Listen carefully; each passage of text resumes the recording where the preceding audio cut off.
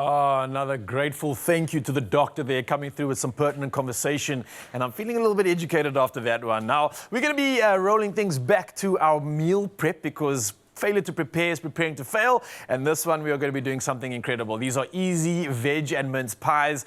They have a perfect mix of wholesome veg, a little bit of savory mince, and they're all wrapped up in some golden, flaky pastry. Yeah, I got your attention now, didn't I? So whether you're feeding the family or prepping for a cozy weeknight dinner, this recipe is simple, it's filling, and is endlessly adaptable. Even two clueless gents can put this one together. And speaking of, enter two clueless gents, one and the other. There's enough cluelessness in me to warrant two full clueless people. Yep. Listen, dude, have you been enjoying the mince prep so far? I've been loving the mince prep because we made mince over the weekend, so I do actually have a little bowl of leftover mince just ready and waiting to... What you going to do with it? I'm going to agonize over what to turn it into, but I don't make pies. I've never really made a pie. Yeah, I'm also scared of pies, bro. It's very intimidating stuff. But let's see how easy this one is. And if you don't even understand what we're saying, there's a QR code on your screen right now that you can scan. All the steps are there. But yeah, let's start off with our pan because this thing needs to be on.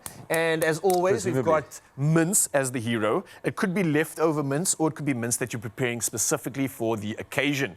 All right? I would lean into like a real cottagey country pie. Yeah, a nice rich veggie mix in there. My mom made a cottage pie that is just world class. Moms, I don't know if you're watching or not. I miss that pie so much. I've never had something like it or even had it since I've had it at my mom's. If she's watching, will you find one when you get home? I should actually, send it over to your house? I think she might, actually. That'll be special. So let's get going with the mince. Maybe, G, you can help me with the pan so long, and then we'll move over. You can play. Because there's lots of ingredients going into this one. Nothing crazy.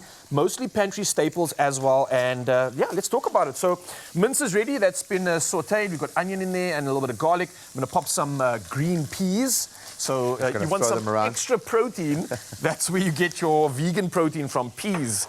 And again, adding some green veg to that. We also got some... courgettes, by the look of it. Yes, I love the word, courgettes. Oh, it's a baby marrow, right? I was going to go with that, but I like how you're transporting us somewhere international. Some salt and peppers going in there. And again, I've been told that you can use all of it.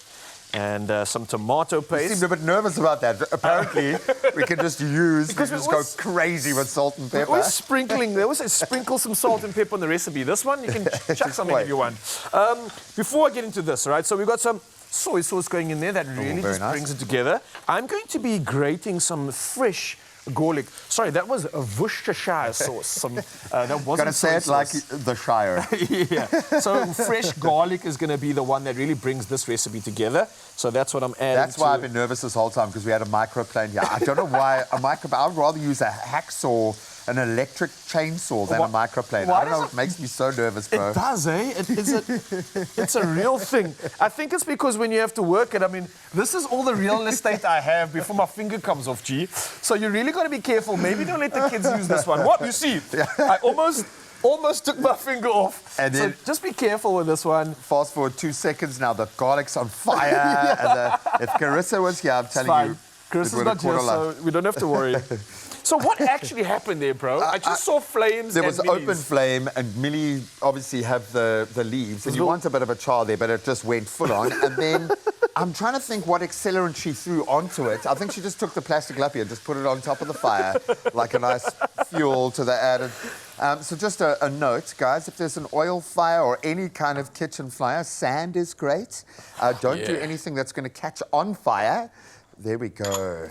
So I just threw some stock in there, just so you know, when you're wondering. That looks great. Don't throw lappies on it. Don't throw more oil on it. Yeah, don't throw water, because water spreads the oil around. I did that on this show, bro. I burnt my finger, and then I was like, I threw it over here, put some water on, boosh.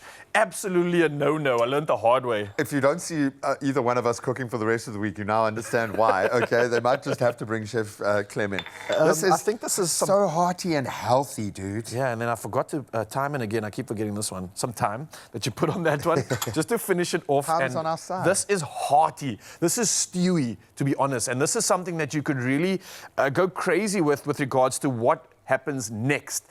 So what we're going to be doing essentially is taking the cooked version of this and making a pie. Okay, baby. I'm going to swap sides with you. Show us the way, my friend. This is something I've never done before, so let's see if this comes together. We've got a cookie cutter here, or pie cutter, or just a round cutting device. You can even use a big cup. For me, I just think it was like a Play-Doh thing, because my kids, all of our cooking stuff's become toy stuff for my kids. Yeah, so I don't think you ever leave the Play-Doh No, era. I haven't absolutely left love it. But I'm definitely going to make pies with my kids, because this is tactile, you can get stuck in, Yes. have a whole lot of fun, and then they can make their own version of. Edible arts and crafts, essentially, man. 100%. And that's the sentiment we're going to go with here. So I've taken this around cookie cutter, and I'm literally using like a muffin tray to create my base. Very nice. Voila, look at that. Something's That's my just hit base, me. done.